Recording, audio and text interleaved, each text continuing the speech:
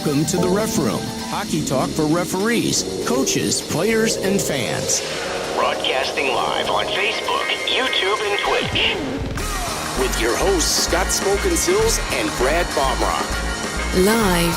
The Ref Room starts right now.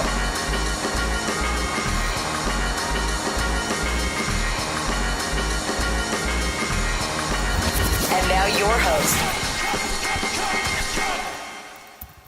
Oh, yeah, it is Wednesday, everybody. Welcome to the Ref Room. I am Smokin, Silz, joined by my man, Brad Baumruck, and we got a lot of breaking news. We got a lot we're going to cover today, and we're going to do it real quickly here. So invite you to stick around. There's Number one, Scott, I don't think YouTube is actually showing up in our numbers. There's only 3 people on according to this, and that would be shocking. Yeah. I will tell you that because of the Facebook outage earlier this week, I know a lot of you guys know about that. They were down for like 6 hours, and so was YouTube. So actually, like, all the services were affected, and there are some API issues going on. I don't know if, again, it goes back to privacy. Either that or Zuckerberg just said, oh, I'll show you, I'm shutting it down. So hang on. All right, so now for all the dummies in the room, me, what is an API? Just explain it, because I don't understand. Oh, I got to explain it. Hang on. I just click on the little link. I don't know what the abbreviation is, but the API is like the entry into something. So we use a service that allows us to go into multiple channels platforms that we have platforms. So that's what we use, and there's been some issues. There's a lot of stuff. Apple.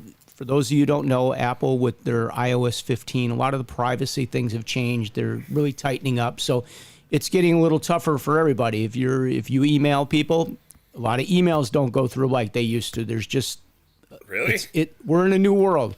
I still get spam. I still get all my car warranty calls. Hold on. All the car warranty calls come in. Like, all the financial assistance phone calls come in. The Nigerian princes always get a hold of me. The Nigerian princes are still in business. I don't get it. They found a way around it. All right, so here's what I don't understand, okay? All right, I'm sorry to say this to everybody out there, whoever you are. If somebody calls you up and says they're from the IRS and wants you to pay them in Target gift cards, pay in Target gift cards, please. Does that make any sense to you logically? I mean, I want to be paid in rib bones. Yeah. I want to be paid in the skeleton of a dinosaur from, Yes. What? Yes. Could I get like video credits from Apple? Hey, you know what? I need the premium subscription to YouPorn. I don't know what else to say. Yeah, there you go. So, well, $9.95 a month is your payment to the IRS now. And it's recurring. It's recurring. Looks like the numbers are filling up fast. So before we blow everybody off the show, so what we should do, we have breaking news. We have a lot of breaking news. So now we should roll. Now we should be like real TV. We should roll 5 minutes of commercials. We have breaking news coming up. Let's get off. Then we'll come back. So, but remember, buymeacoffee.com/refroom. Yeah, that's a big one. Yeah, that's major. Because you can see Brad really needs some caffeine. Brad's having an interesting day, so all right. It is. So let's go ahead. Let's talk about some of the things we're going to talk about today. We have, all right. Money has been a discussion, folks. Oh yeah, we're going to talk about money today. We haven't talked about that very much. We've been kind of closed-lipped. Me and Scott have none. But that's beside. Buy us a coffee. buymeacoffee.com/refroom. Yes. Anyway, so we're going to talk about money today. That's a hot topic. If you're in a referee room, there's a lot of talks about money. So we're going to cover that today. We're also going to cover some on abusive officials, some stuff that's going on. And more importantly, here's the big breaking news. Okay, should we just get to it? I think you should probably pump the channel real quick. But all right. All right. It's youtube.com/c/refroom. All right. This is Illinois. This is big, guys. This is Illinois. Due to the shortage of officials in Illinois and the surrounding areas, we are forced to reduce all games in the area down to the 2 officiating system. Oh, sounds like last year, folks. We are going down to 2. So effective starting Friday, October 8th. That's this Friday. For those of you who don't know, I'm dating the show, of course. But starting Friday, college, youth, high school, and girls games that normally have a 3 or 4 man system will be reduced down to 2, which means it basically affects mostly 15U and above. High school varsity and college. So guys, guess what? And girls, we're back to working 2-man again. Buckle up your seatbelts. Kind of knew the handwriting was on the wall. Let's finish this. Signers will try to keep weekday games. Hey, they must have listened to us because we actually talked about this on the show. And we've said, why not have Monday through Thursday be the 3 and 4 man games that you need, or 4-person, 4 official system? The other thing, and it's not even addressed in here because USA Hockey this year has authorized, we'll call it authorized, the 4 official system in Bantam and above. So Bantam Major can have 4 official now. We don't even see that on here because I don't think we've gone to a 4 official system. Well, Scott, it's. I think they put that in there, to be honest with you, and I'm not sure. I could ask next time I talk to somebody. I love that you can put yourself in there. I'm going to put myself in there. This is all new. So this we is all can new talk. crap. Okay, So, I'm even gonna put you there, Mr. Baumruck. No, Let me see if I can. Again. Oh, I know. You got to give me a second. Now it's boom. Who is it? The interesting part Put the pretty boy in there, folks. Is they are approved the system, but they couldn't use it at nationals before, even though they were working everything 4-man except for that level. So they put it in there so that they can work nationals, I believe. I can't get that over there. The 4 official system works great. I don't know if anybody's never not used it. Sorry. But it does work really great, and I'm still a big person of the 3 official system because I get to referee normally, and it's blah blah blah blah blah. See, Let me get to the important part here. All right, what's the important part? I think we might get a raise. Looks like there might be some more money in here. Okay, that's like breaking news, folks. They don't want to hear blah blah blah from you about you like the 3-man system. Okay, they want to hear about money. All right, so again, it's 12:07, so we'll get to that, and then we'll be off at 12:09. Right. We got to roll 5 minutes of commercials before we tell you more. It's www.buymeacoffee/refroom, right? Buymeacoffee.com/refroom. See, there you go. I knew you'd get it. Buy Brad the beer, will you? Buy Brad whatever after or today. Or a slice of pizza. Anyway, so, we are back in full force, gang. And, a lot of officials that normally only work, a couple games a day on the weekend, this letter that we received, says the guys are already working 5 and 6 games and they're feeling it. I have 5 midget games on Sunday, and 2 of them have just me. Isn't that, politically incorrect to have 5 midget games? Well, I have 5 tall kids that are under the age of 18. Just making sure. Is that better? Is that what you're trying to say? That's better. I get it. I'm sorry. It's I also do it with. Hey, when I was playing, they were called juveniles. Like you have a juvenile delinquent team. You're U18s. It was That's juvenile. Were you part of the delinquent league? I was part of that. Yes. Was it? And that was at Rainbow Ice Arena, right? Yeah. Well, I played up to midget. Then I grew up, but anyway. No, you said juvenile, not midget. Well, you're still. Well, juvenile. I think they didn't have. Hey, Scott, are you sure you're still not at the midget level? I'm at the midget level. I'm at the peewee level. Okay, which we can't say anymore either. So it is what it is. Yeah. Well, just classify them by their age. Okay. So the one thing that they, AHI wanted to point out to us, and this is good news. This is Illinois. Yes. Because, we've had 400 people register for level 1 and 2, which is really great. It's fine. But, it's good, so this is going to kind of lead me to a segue here. So I want to come back to that. But, we do have more officials that are they need to complete because if they took the year off, they can't work. So I don't know if everybody's aware of that. Yeah. So if you didn't referee at all last year on the system, A, you can't work. B, if you try to use your username and password on our website, you have to request a new one. If you don't skate for a year, and this goes for anybody, any years moving forward, if you're registered and you don't actually skate a game, you will not be able to get onto our website. Look at you and this new technology that you got. Is this something new that they did? Yeah, I think we're gonna put you like that. Okay, now we can. Yeah, I look great. you look great now. I do. It's about time. All right.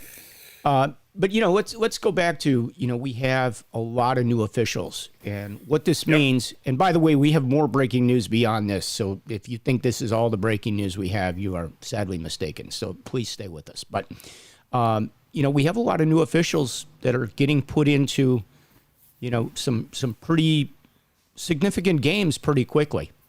Yeah, it's definitely Sultan, Scott. I've seen some people working some games, and I'm like, oh boy. And you know what? Some of them have really excelled. Have risen to the occasion. And I had one the other day. So I had a guy that coaches. He's a younger guy, but, he had just come from doing 3 games at another rink. Yep. I'm like, oh, okay, cool. And he shows up. I'm like, who is this guy? Like, he didn't have shin tights. He's got silver on the helmet. Some things that just, make you go, a little bit. I didn't know it's like his first day on the job. I found out he did a great job. He understood hockey. He knew what he was doing. I mean, I shared some tips with him, and we talked about certain things, during and after the game. But, it's great to see some people that are coming in that are going to be a big part of our organization and officiating that are really going to contribute, because we need people like that. We really do. And, if... All right. Scott, I got a question for you. Okay. Did I misspell something? Did I do what, like NBC? Did I misspell Chicago or something on the screen there? No. The only thing just that you forgot was on the bottom while it's scrolling. It should say Brad is the best at the end. I can change that. Let me make that up. Let me make that edit. I'm kidding with you. All right, so Scott, let's talk about if the appointed officials do not show up to their game. Do we know where that falls underneath the rule book? What section? Come on, you got to know. Say it again. I was busy. Making an updated change to the breaking news. There it is. Oh, it doesn't look that good though, because it doesn't have the big spaces. It doesn't make any sense at all. Anyways, no. But if the appointed officials can't make it to your game for any reason, do you know what section that's under the rule book? I've seen it in there before. Is that the section that says everybody should go home now and not have abused the official before the game started, or what? Well, there is actually a really good article that came out by a football referee, and it was titled, it was during the pandemic, and it was titled, "What if the referee stopped showing up?" I think that's what the title was. And it discussed that, what if the shortage gets so terrible there are no referees, which we're looking at right now. But anyways, so Section 5 is the officials. Scott, should we go through the rule book real quick and the order of it and why it's set up that way? I think we've done that before. Yeah, well, we got so much to talk about. I think that's like a whole nother topic, to be honest with you. There's so much going on today, guys. Section 5 is officials. So Section 5, Rule 501, Part D, explains appointment of officials and when the referees can't show up. So learn it if you're a coach or a team manager or whatever, because if you're in a seeding round and it's Friday night and that game has to be played by Saturday night and you have no other ice and no other options, you're going to have to utilize that rule. So 501 Part D. Well, now that you've stated that, like 641B, could you just kind of read that to everybody? 641B is a rule that doesn't exist. Yeah, okay. If for any reason the on-ice officials appointed are prevented from appearing, that's just how it starts. Yep. The managers or coaches of the two teams shall agree on a referee and a linesman. 3 official system. Or a 2 official system. If unable to agree, they shall appoint a player from each team to serve in the capacity. So it used to be worded in there back in the day. I don't know how long ago they changed it, but it used to be the home team's captain would be the referee of the game, and the visiting team's captain would be the linesman. But that's apparently changed, according to reading this. So Yeah, you're probably taking games can still get two of your played. best players out of the game at that point, which is That's the kinda understandable interesting. point. Plus, think about it this way: the captain is supposed to have that entire team behind them. So Yeah. theoretically, they could control that could team control, yeah. by That's their a- influence. That's a great point. And yes, that is the captain. The captain is not wrong. Whatever the captain says, 641B. The captain will give you rule 641B. 641 Part B. Right. The captain just needs to say 641B, guys. Go look it up. It's whatever the captain says. Just use the other 39 rules in the playing Exactly. rules, and you'll be okay. You'll never need to use 640 or 601 or 641 Part B. So, guys, as we are now seeing a lot of newer officials being put into positions that normally they might not be put into as quickly as they are, if you're a veteran official, you've been around, you need to help these guys. Yeah, You need to help work with out. them. And don't put them under the bus to the goal, which is first game, like the coach is going to get over on them. But, if there's an issue, you need to get in there and take the heat. Honestly. You got to take the heat. You got to help these guys out. We can't afford to lose any of these referees. Well, It's too hard to look- get people to even come and train. And, I'm going to make another point here because There you now go. that we have kind of I don't want to call it a split in the way things are scheduled, but we do have multiple schedulers here. And the one organization is more the mites. They have a lot of the mite games, which is where typically the newer officials were going to be going. They would go to a mite or a squirt game to kind of learn. Well, with that being said, and there's not as many mite games on one side as there would be on the other, they're being put into a little tougher position. They're coming out to a squirt game. They're coming to a peewee game. It's going to happen. They're going to have to learn. They need help. I know that, we mentors are trying to step Scott, up and help Scott. these guys. So my boys are squirts, right? They're first year squirts, and I saw their game last week, and the officials didn't do a bad job. They really didn't. But then there was a penalty, and they took the face off in the neutral zone, outside of the offensive zone where the team took the penalty, and I was like, well, they obviously didn't hear that it goes all the way down in that zone. Now, what was in amazing, defense, though, look, these guys are new. They it got is so what it much is. on I their know. plate. I know. I remember I the could very care- first day I went out as a referee. All right, I don't remember I don't remember who it was or anything else, but Hang on, you getting cover through yours the and then I'll pregame cover mine. alone, I was like, how do you guys do all this stuff? You put 5 minutes up on the clock and you got to go set a net, check the rink, put pegs in, go visit the coaches, check the score sheet, get it signed, get pucks. It's a lot. There's a lot to do. It's second nature for us now. Like, we don't think about it, and, you could do it really quickly. Like, boom, it's done. But if you're a new official and you're coming out, it's overwhelming. It's overwhelming. It's overwhelming to raise your hand for an icing and get the call right. It's overwhelming to call an offsides. And I'm not belittling anybody. I'm just telling you, it is not as easy as you think. And we will prove it to you, because go watch any one of the level 1 seminars, and for coaches, players, fans out there, you think it's really easy just to put the puck down at a face-off. Well, let me be the first to tell you. Go watch 50 new officials trying to drop a puck. You won't find one that can do it well. Okay, You won't number find one. one. That's not true.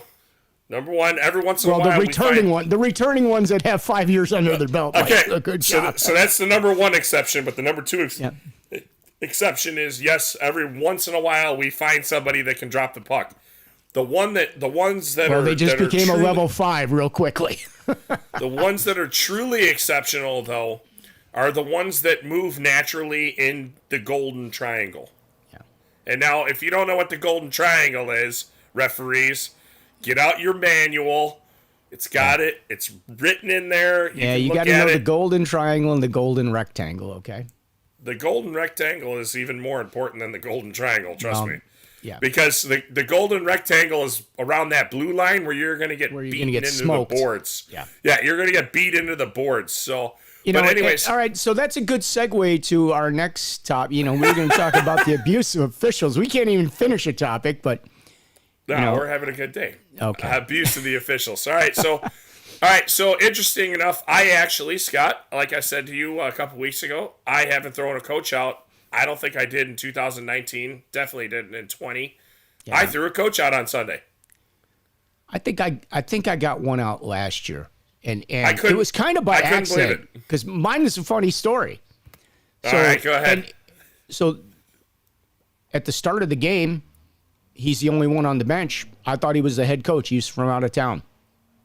He didn't hesitate to sign the sheet or tell me, the head coach is coming. He signed the sheet. I see where this is going. So I assumed he was the head coach, right? Well, he was the doorman. Yeah. So now all of a sudden I got the coach is barking, and I'm like, go home. I thought he was the doorman. Well, he was the head coach. It happens. Oops. But anyway, yep, oops.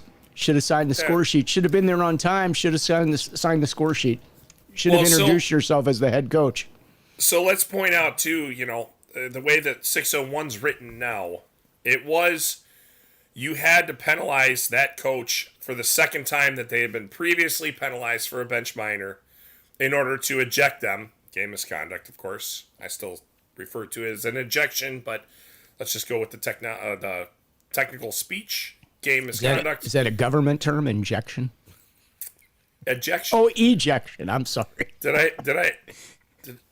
No, I'm just messing with you. I'm feeling self-conscious now, Scott. Yeah, okay. But anyway, so now you had to have it during that stoppage or Brad the next is the 2 best. minutes. Sorry. Yeah, thank you. The 2 minutes of their penalty or a minute and a half or whatever it is, in order to eject them.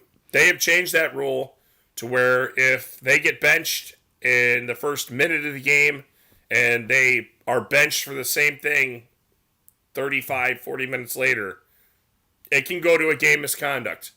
Yeah. It doesn't have to be a game misconduct, though. They've given us that leeway. You can still bench them, or you can go to the game misconduct.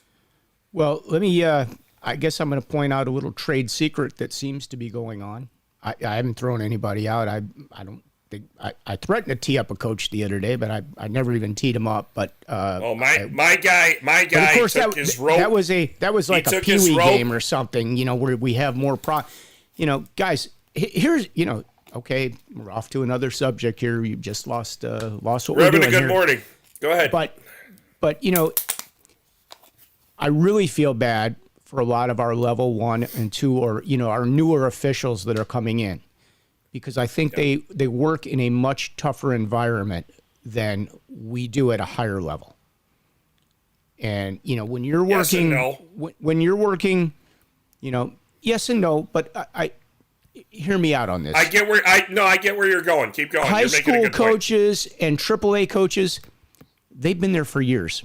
They're not going away. Hopefully. They might move from team to team, but pretty much these people, you've worked with them. They know your standard. You know what they're doing. They know what you're doing. There's no surprise out there. If a lot of cases, if they say you missed something, I'm pretty sure you probably missed something, okay? Yeah, it's their the defense. Old theory of most of them are Scott. Hang on. It's the theory of the coach that you've officiated 100 times doesn't say anything, and when they yell, it's like, oh shit. Like, yep. and I'm going to tell you this, refereeing for as long as I have, every once in a while there'll be a coach yelling, and I'm like, yeah, I kind of agree with you, but I know what happened.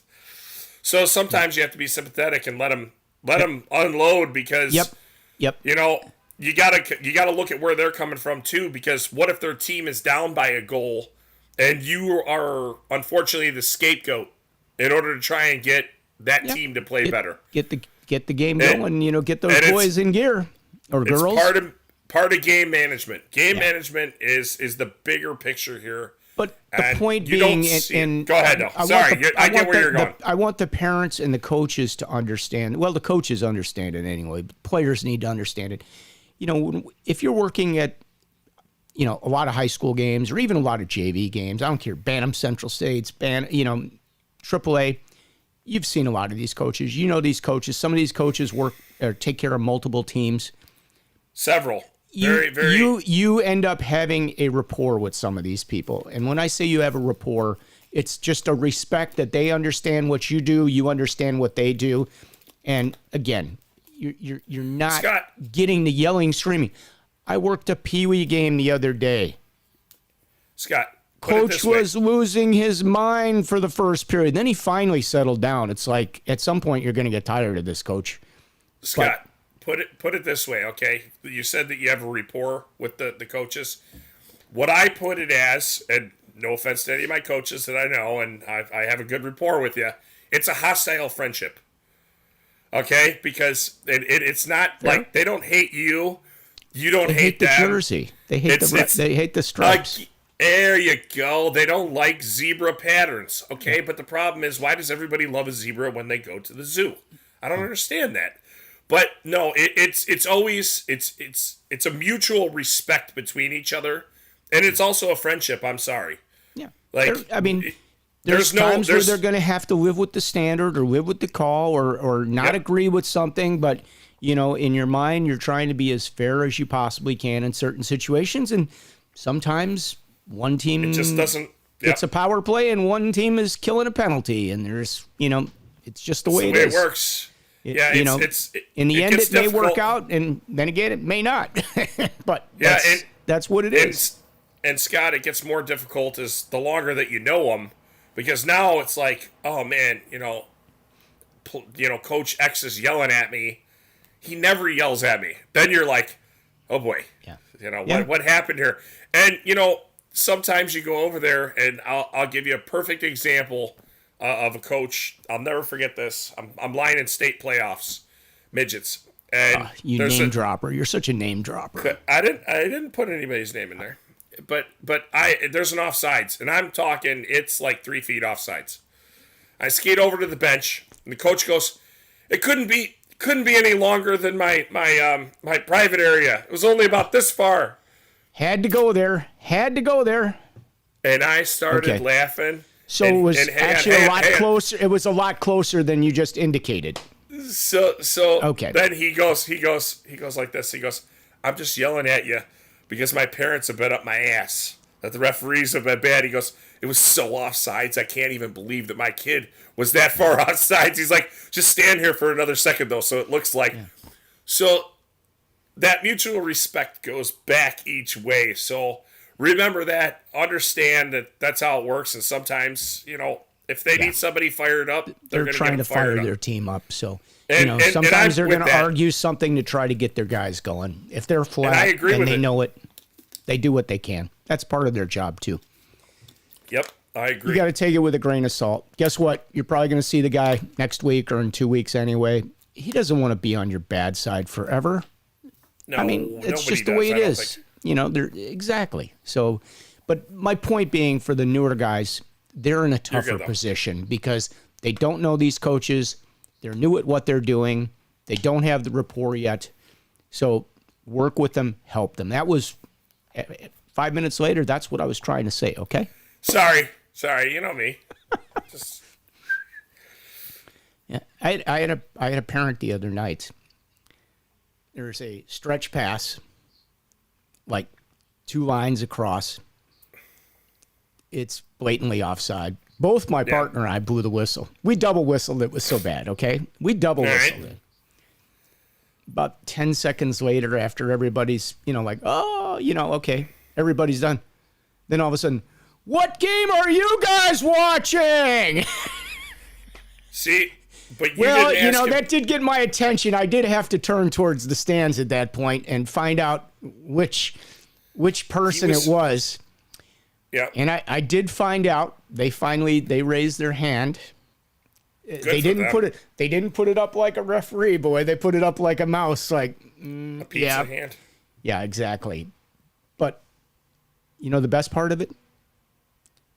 he was like down at the top of the circle trying to call the blue line from the far side.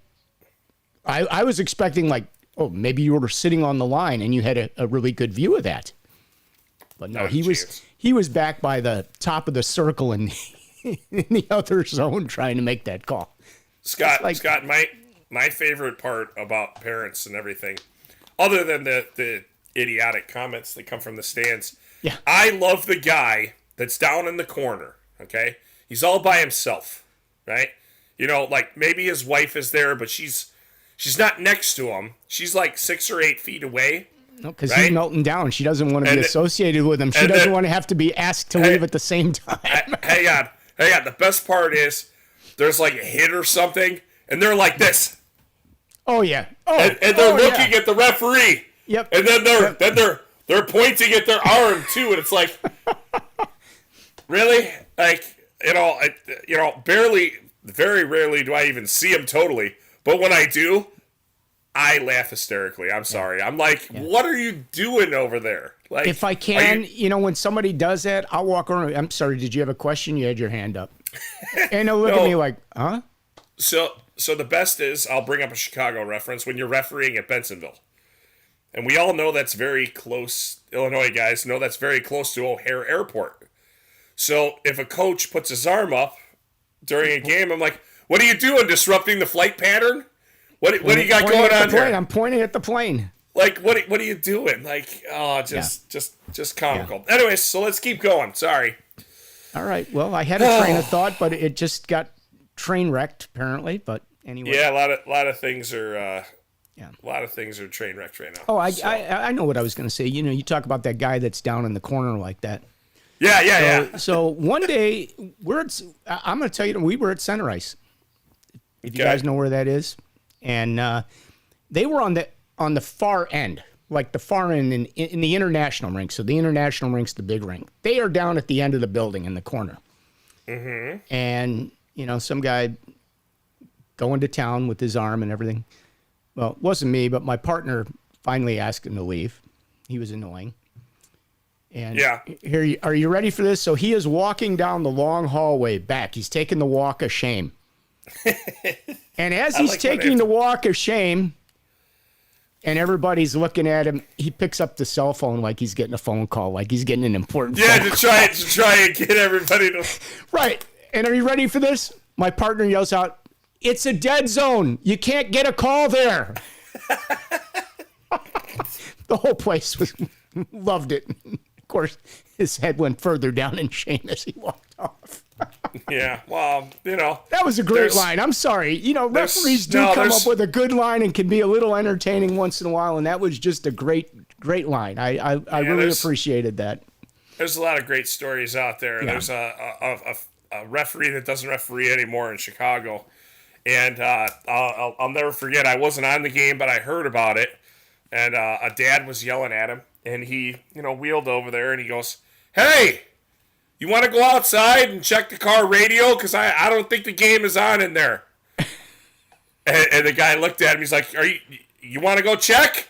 And he shook his head no. He's like, "Okay, good. Then you'll be quiet then." He's like, like, there's a game on the radio. Like, yeah. How would you even come up with that? Like, I come up with some good one-liners. Yeah. But that one takes the taco. I'm sorry. Like, you can't beat that. So... Anywho. All right, let's keep moving here. We got a lot to talk about. Two officials Friday, Saturday, Sunday. Yep. And more money. And did you mention there is going to be an adjustment. More money. An adjustment will be made. This is Illinois, by the way. I don't know about it everywhere else. But I can assure you this was a topic that has been very well talked about, very well considered, very well kicked around. This has been an elephant in the room for quite some time now. It's been very, very thought out, and I don't know the ends of it or anything, but we were lucky enough that we were blessed that we found out. Me and Scott did. They kind of kicked us a little info just so that we could have the show today. I want to share. I mean, it's really good news. It needs to be shared. It's a combination of good, bad news. The good news is, we are going to get some more money finally, and hopefully. hopefully. That's the great news for us. The sadder news is, we are down a lot of refs, and we're down to 2-man versus 3 and 4. And, a lot of guys like to work the 3 and 4 systems. I mean, let's face it, it's fun. Two can be, when you're doing the work of 4 people, and it does happen. I mean, some of these league games, they're pretty intense, and you're working really, really hard when you normally have 4 guys, and things are still maybe a little hard. Now you only got 2. It's a lot tougher. You're working. The interesting part is the 3 and 4 official system. You're defined as a job. So you're the referee, so you're overseeing the entire game, and you're calling penalties, basically. That's kind of what it comes down to. But yes, you can oversee anything that goes on, icing, offsides. You normally don't have to deal with it, thank God. Right. When you're lining, you're dealing with just offsides and icing and breaking players up. So the job is much more well-defined and much more skill allocated. See, I used the word allocated. Allocated. Wow. And some people prefer to be in the linesman role, and some people prefer to be in the referee role. Like myself, I'll say I can do both, but to be honest with you, it's very awkward for me to line a game. I can do it. I have a lot of fun, especially if I get to referee with one of my friends that's lining with me that doesn't normally line. That's a blast, because both of us are in the same awkward shoes. And I'm going to tell you this, when I lined years ago in the upper leagues, I could stand on that blue line. I don't care. Now, I'm like, dude, I don't want this guy to hit me. In the referee spot, I can go wherever I want. And that's the big advantage between being a referee and a linesman. One is you call penalties, you can go wherever you want. Linesman, you're defined, and you don't call penalties, and you stand here. And it's like, it's mind freeing to be the referee. So, but a lot of guys and gals, they don't even like being the referee. They don't want that much responsibility. Which I can tell you this: every game. Personally, I prefer it. Well, honestly, I wish I was 20 years younger, but I do prefer it. Well, when I don't know if you do this, but every time I get on the ice and I'm the referee, I'm wearing the orange, or red, in Pop's, Pop's honor. When I get out there, I always think about, I still can't believe that they let me do this. Yeah. I'm responsible for a hockey game, and I've broken it down and thought about it. It's about $3,000 at least in order to put together a hockey game. So if you don't go out there and have a little bit of respect for it and respect for the people that assigned you to it and have that understanding, I think you're missing something, because we do something that's very important. And that's why it needs our best. And you yes, absolutely.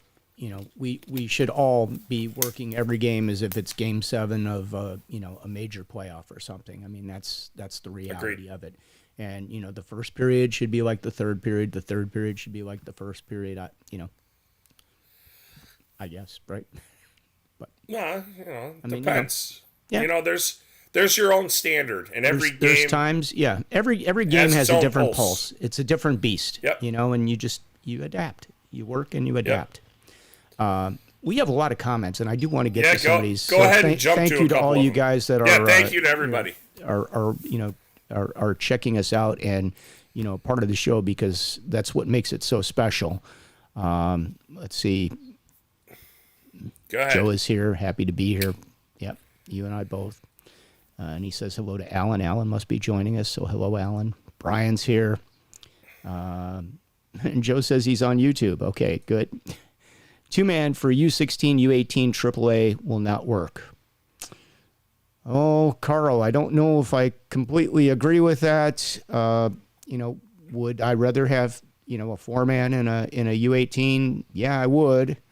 But it doesn't mean it can't work. And I think I think, to be honest with you, Carl, I think sometimes the players are, when they're so used to having 4-man, and they see 2 guys out there, I almost think they give you a little more respect, and they're a little more reasonable to deal with in that situation, because they do kind of know, there's only 2 guys out here. So, Scott, here's the interesting part about the 2 official system compared to the 3 and the 4. and this is my big argument with it. The two official system is able to get through games. It really is. It does work very nice. At the levels that don't move very, very fast and don't have bang bang plays. Yep. So the two official system really lacks when you have two teams that are very fast and a team comes into the offensive zone. They bring it down to the goal line so that the front official has to move all the way to that goal line to stay out of way. And the back official is trailing, but yet you have a player or two behind play on the offensive defensive team. The offensive defensive team. So you have to wait for them to make sure that no fuck-tuckery, I'll say that, is going on behind the play. Yeah, and you can't let players be behind you and expect your partner on the goal line that's watching play to watch two players that are in the neutral zone behind the linesman at that point, or the second official. And then what happens is the puck goes out to the blue line. Thank you, babe. My wife just brought me water. She throws like 4 of them at me at once. I didn't know I drank that much water. So anyways, the play goes to the blue line, and it comes out, this far. And the one official's at the far blue line because the player's behind the play, and the other official's at the goal line. Yeah. It's a guessing game. You do the best you can.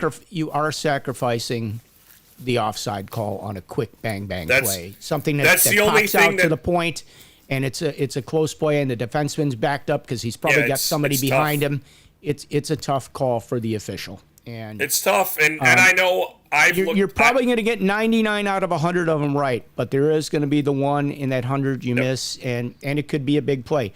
And when it becomes that important, that's when you need a third guy out there, because then you'd have two guys working the lines, and then you'd have a reason to be upset if they missed the call.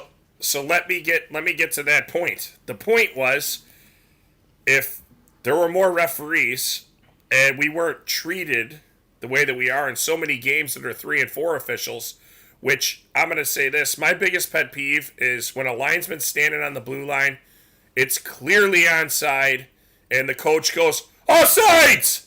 And they do it all game.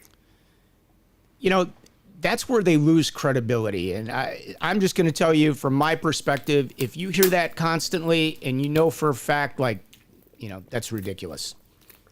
They've lost credibility. So if they do question something at that point, the credibility is shot. And, you could almost turn to them and say, hey, that's clearly onside. Your credibility is shot. And it might be a wake-up call for them because they're working you. They're working you, but working. I'm just saying. I don't mind being worked. There's a lot of coaches that I've dealt with in the years that work you very well. They're very articulate about it, and they get what you're doing. They get what they're doing, and more. They're just trying to sway you a little bit. They're not trying to get you to change anything. They're not abusing you. They're just trying to sway you a little bit. And then when you go talk to them, you're like, hey, look, this ain't going to happen. They're like, I got to try. And it's, what's the saying? They know they're trying to get over. What's the saying? If you aren't cheating, you aren't trying to win or something like that. There's a saying. If you aren't cheating, you aren't trying. So, every face-off. If that's the case, the players are trying all the time. I'm just putting it out there, but think about it. Yeah. If you aren't cheating, you aren't trying. Every face-off behind us or in front of us, those guys are trying to sneak in, right? And then on every play, can I hook them? Can I put my stick on them? I love the cross check where the guy's stick blade is on the ice, which is still a penalty, and they take the stick and they pop them, but the stick blade's on the ice. Yeah, go sit down. Yeah, guys are very creative. They are. Oh, excuse me. 100% respect. Yeah. All right. Well, we've talked a little bit about the 3 and the 4 man, and that usually comes with being a level 3 or 4 in most cases. Now, you may be a 1 or 2 and be asked to put into those positions. But I did see, I don't know if everybody did. I'm sure everybody that probably either applied for level 4 this year or has been a level 4 got a survey from USA Hockey, I think about 2 weeks ago. We kind of forgot to cover that last week, and I did want to mention that there was a survey sent out. So I'm wondering, I know USA Hockey has put the skating test on hold. This is the second season that they've done that. And, Yep. I've heard, it's a rumor. I've heard that, it's probably on hold for a period of time in the future, that it's not coming back anytime like next season or whatever. I don't know if that's true or not. But now that we got this survey that asked, is there an advantage to being a level 4? Is it a mental thing for you that you feel better about yourself, or you can do nationals, or whatever the case may be? I'm wondering if they're now starting to consider, going down where we wouldn't have level 4. We might have a beginner, intermediate, advanced, or we might have a pass-fail situation.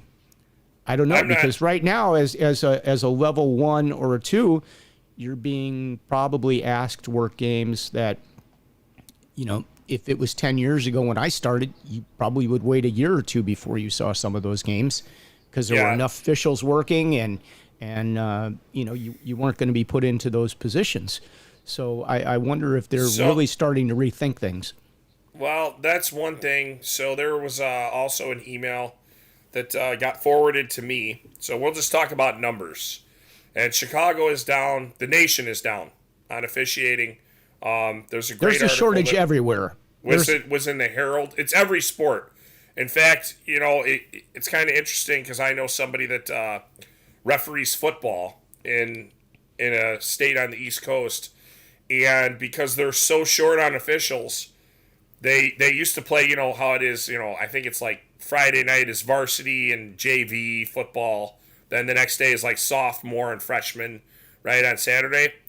They have literally moved all their JV and varsity football games to where they're playing Mondays, Tuesdays, Wednesdays, Thursdays. They're not playing on Friday because they physically do not have, there's not enough people. If you had 100 referees and they all work that night, they don't have enough to even cover it. Yeah. So they've revamped their system, and who knows if it's going to work? Well, I think that this is something that hockey needs to look at. I mean, teams are out. Got to play on the weekdays. A lot of teams play. They're on the ice 6 days a week. I'm not. I mean, the majority of them are probably on the ice 6 days a week. You're right. What is the difference if you play a tilt on a Monday night at 7:30 versus, or let's say you got an 8 o'clock practice slot or 8:30, whatever it is. And you'd be there for an hour and a half for practice. What's the difference if that's a game?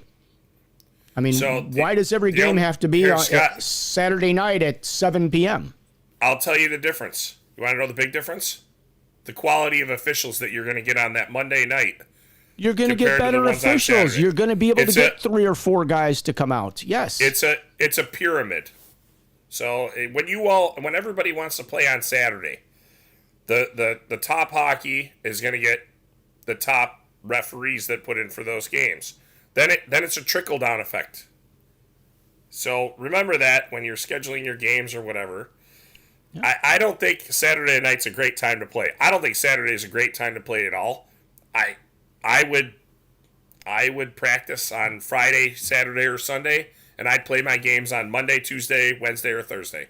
There are I'm in full agreement, or at least if you're playing 4 Saturdays in a month, take it down to 2. Take it down to 2. Move those Saturday games and start having a Wednesday or Thursday night tilt. I don't think it's going to affect the number of people that come out to the game that much. I mean, maybe it might, but you're going to get a better game out of it. I've heard that argument from high schools. Well, it's not fair to the students. With the phone technology, they're up till 2 in the morning on their phones anyways. And if you say, oh, they can't go to a hockey game, I'm sorry. You're obviously not seeing what's going on in the real world. Because they're on this thing until 2, 3 in the morning, and then they get up and go to school. Yeah. They can go to a sporting event at 8 o'clock, 9 o'clock at night during a school night. Yep. These things are worse than the incandescent light bulb. I agree. And if you think about it, let's say you have normally a 9 o'clock practice on Monday night. Your team has 9 o'clock. Yep. It's very possible that your organization has the 7:30 or 8 o'clock slot as well. And correct. you could move that game down to the 7:30 slot on a Monday night and have a game versus the 9 o'clock slot. Scott, the only issue you would run into there is the USA Hockey guidelines for ice time starting. No, enlighten me. So there's certain times that practices and games are not allowed to start in USA Hockey or be scheduled. So like if the rink's backed up, you can still play it, but there's guidelines between the ages and start times of hockey, and I can tell you exactly why, because I remember when I was playing, we had a 10:55 practice on a Thursday night for an hour and a half. It's 10:55, and I was in high school. Yeah. PM, not AM, I know. PM. When I was in high school, we had like a 5:30 in the morning practice too, or something like that, so we could get to class by 8 o'clock. Actually, there's a school in the area. I don't know if they do it anymore. Their practices used to be at 5 a.m. They used to practice Monday and Thursday, I think, whatever it was. And the parents got together with the school, so the players would get to the rink, practice, and then they would all get on a bus that the parents paid for extra. It would take them to school, and then it would bring them back to the rink afterwards and drop them off so they could all get in their cars and go home. Nice. That's awesome. I don't understand like why more high schools don't do that. I'm sorry, that's pure genius. It is. Like it is. And the Absolutely. ice has to be cheaper too. It probably offsets the cost of being able to get the bus to take them to to class. It has if they to need be. to. But yeah, I mean, there's definitely ways around this, and I think we live in a new world. You need to think differently now. Change is good. Change is always 24-hour going on. society, Scott. 24-hour society. Yeah, and until you want to go out and get some food after 9 o'clock in a 24-hour city like Chicago. It's such a joke. Hey, my Taco Bell closes at 9. I said food. I said get some food. Okay. You know what? I got a few issues. I said get some food. Okay. Like all the restaurants, the kitchens all close at 9 o'clock. Yep. I live in a major metropolitan city. It should be 24 hours a day. You can't even get a decent meal after 9 o'clock. It's so ridiculous. That reminds 10 o'clock, me, Scott. 10 o'clock on the weekend, the kitchen is closed. Like, seriously? What are we spending all this money here for? Well, you're not spending any money if the kitchen's closed. No, you're not. And you can't go into the business at that point. So they're losing all the way around. Drink your dinner. That's the only thing I can suggest. Yeah, but you got to have some food too, especially after you guys work all these games. I mean, you had to work 6 games on Saturday. You're going to need some calories. You know what? I'm going to tell you this, Scott. So since we're talking about food, I'm going to give a shout out to my wife. She made chili for me on Monday. I was craving chili. It was awesome. There you go. I'll give her a little props because she's always like, well, you're so blah, blah, blah, and you're doing this and that. Well, now she gets some credit, so there you go. Yeah. Thank you. Well, we get Alan says we should borrow officials from the NHL. Yeah, I saw that. I don't know how we're gonna do that. Yeah, I mean, I think they might be working too. Yeah, I think so. Major League umpires are gonna be at a standstill here. Oh, the banner is covering the bottom of the notice. Yes, that's very observant on your part. I was not able to scale it up, Karen. Yeah, you're right about that. There's more to that email that we received because I guess let me see if we can put this one up here. Give me 1 second. One more comment I just have to throw in there. Jimmy Warwick says, Scott, how about you talk about how great the officiating was yesterday in our game? Hey, Jimmy, did you fall down? Yeah, Jimmy did not have to buy any liquid for anybody after the game. Oh yeah, he didn't fall? No, he didn't fall. Nah. Hey, you know what? But he did keep me there for an hour afterwards outside, standing there talking, which was great. We had a good time, so it was good to see him. Glad he's back. Lots more people checking in, but let me see if I can bring this one up. What are you going to try and bring up? That's the question. The article from... Hang on. Uh-oh. This is scary. Breaking news. Scott breaks his computer because he doesn't know what the hell's going on. No, but now I got this thing locked in here. Oh, get over There it. we go. All right, let's see if I can get this. I got to NDI this, so just bear with me a second here. Did you say NDI? Yeah. I have no idea what that means. Thank you. Let me see if this one brings it up. Yet again, here. another show this where I might- feel stupid. Yeah, well, we try to keep it that way for you. Oh yeah, this was interesting. Okay, so this is the link. If you guys got the email from AHI, the referees would have gotten this, and I think the organizations, the teams got it, which was the big announcement. I believe they got another article too. They probably did, but anyway, this is Massachusetts hockey. Yep. We hope you're all well. Blah blah blah blah blah blah. The leagues love are your dealing summary. with a severe referee shortage. Okay, blah blah blah. Leagues are dealing with a severe referee shortage. As you may be aware, at this point, a large number of referees have either not returned this season or left since the season started. Okay, that means they're already quitting. I got to scroll from over here. Scott, are you allowed to quit? Am I allowed to quit? Yeah, because we do this. I don't think we can quit. That'd be faux. Wouldn't that be faux pas? I don't know what it would be, but think it would be. it's not going to ahead. happen. Go ahead. I'm in it to win it. Okay, if you ain't cheating, you're not trying, right? Isn't that what you just told me? If you are Right. cheating, you ain't trying. I So believe that's while the we're saying. still investigating and trying to determine the basis, our initial investigation has determined that the biggest reason, I can't really read the cited, I think it should have two fingers. is the abuse they receive from coaches, parents, and players. Boy, that sounds like our tagline. Did they steal part of our tagline with minus the referees? I don't know if they watch. Because they even put it in the same order: coaches, parents, and players. Hey, we good for them. Yeah, I think we ours say, was just more we say common coaches, players, and fans. Yep. The constant harassment over calls, over the split-second decisions they are making on the ice, has taken its toll. Massachusetts hockey is down 900 officials from pre-COVID season numbers to now. Down 900. I wonder how many they had, Yeah. but they're down 900. Well, we're down. We We're down can't- 400 here. We're down 400 here. Okay, do the math, That's everybody. really sad. I mean, so we recruited 400. I think what did we say? We have 400 level ones It's and like twos that have come in. 460. No, Yeah. level ones are like 460, but they're always in the 500, 600s. Yeah, but again, how many of them? If they're still playing for their teams, how many of them are going Well- to be able to work the games? Because they probably have a game that they're playing on Saturday or two, or they're at a tournament, and Scott, it's the interesting part is, when we normally bring in 400 or 500 new referees or 600 in a year, we're on track right now, kind of, with that. So if we're at 460, we're on track. The problem is, if we're still short 400 referees, we are short 400 seasoned referees.